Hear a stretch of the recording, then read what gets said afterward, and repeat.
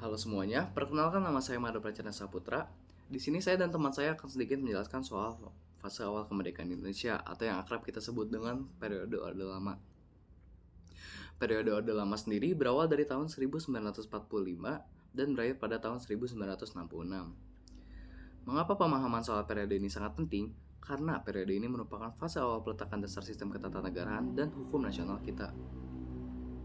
Periode Orde Lama sendiri dimulai sejak proklamasi kemerdekaan, tepatnya pada 17 Agustus 1945, dan berakhir secara de facto dengan Surat Perintah 11 Maret, atau biasa kita sebut dengan Super Semar, pada tahun 1966, yang juga menandai transisi ke Orde Baru. Konteks hukum dan politik di masa ini sangat dinamis, yaitu melalui dua fase utama. Yang pertama ada masa revolusi fisik dan demokrasi parlementer pada tahun 1945 hingga 1959, yang ditandai dengan perjuangan mempertahankan kemerdekaan, agresi militer Belanda, dan pergantian konstitusi dari UUD 1945 menjadi Konstitusi RI 1949 dan yang terakhir menjadi UUD 1950. Serta sistem pemerintahan parlementernya yang bisa dibilang masih tidak stabil.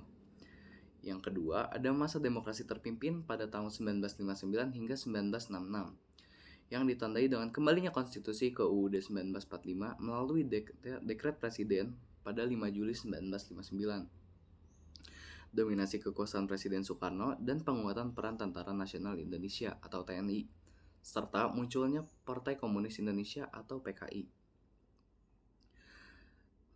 Oh ya, tadi kan saya nge-mention dekret presiden pada 5 Juli 1959. Nah, dekret presiden ini adalah titik balik hukum yang paling signifikan karena Presiden Soekarno mengeluarkan dekret yang berisi yang pertama, pembubaran konstituyente, yang kedua, pemberlakuan kembali UUD 1945 dan tidak berlakunya UUD 1950, yang ketiga dan yang terakhir, pembentukan MPRS dan DPAS.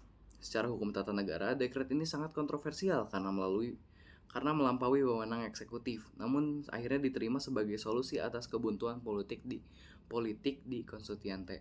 Selanjutnya akan saya serahkan kepada teman saya, Misalva. Halo semua, perkenalkan, nama saya Misalva Nabila dengan NIM 251000246. Di sini saya akan melanjutkan apa yang Mada jelaskan. Nomor 3, karakteristik hukum di masa demokrasi terpimpin pada tahun 1959 sampai 1966. Setelah kembali ke UUD 1945, sistem hukum diwarnai oleh ciri-ciri demokrasi terpimpin. A. Sentralisasi kekuasaan eksekutif. Hukum dan kebijakan sangat didominasi oleh Presiden Soekarno. Konsep mandataris MPRS diinterpretasikan secara luas, mengakibatkan minimnya kontrol legislatif dan yudikatif. B. Politik sebagai panglima. Hukum ditempatkan di bawah kepentingan politik revolusi dan ideologi Manipul Usdek atau Manifesto Politik Undang-Undang Dasar 1945, Sosialisme Indonesia, Demokrasi Terpimpin, Ekonomi Terpimpin, dan Kepribadian Indonesia. Tujuan revolusi menjadi sumber hukum tertinggi atau supremasi politik. C. Pembentukan lembaga negara baru. Presiden Soekarno membentuk lembaga-lembaga yang menyimpang dari UUD 1945 seperti MPRS atau Majelis Permusyawaratan Rakyat Sementara. Anggotanya diangkat oleh Presiden bukan hasil pemilu. DPR-GR, Dewan Perwakilan Rakyat Gotong Royong. Anggotanya juga diangkat dan dikendalikan oleh Presiden menggantikan DPR hasil pemilu tahun 1955. D. Politik luar negeri, non-blok, dan konfrontasi. Secara hukum, kebijakan luar negeri juga sangat berorientasi pada ideologi. Misalnya konfrontasi dengan Malaysia yang berdampak pada perundang-undangan di bidang pertahanan dan keamanan. 4. Warisan hukum Orde Lama. Meskipun diwarnai ketidakadilan dan sentralisasi kekuasaan, Orde Lama memberikan beberapa warisan hukum penting. Penguatan kembali UUD 1945. Walaupun implementasinya menyimpang, Dekret Presiden 1959 memastikan UUD 1945 menjadi konstitusi permanen RI hingga saat ini. Awal hukum nasional dimulainya proses pembangunan hukum nasional melalui upaya kodifikasi dan unifikasi meskipun prosesnya terhambat oleh konflik politik.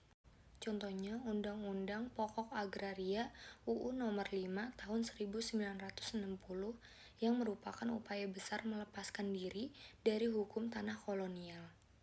Kesadaran ideologis hukum.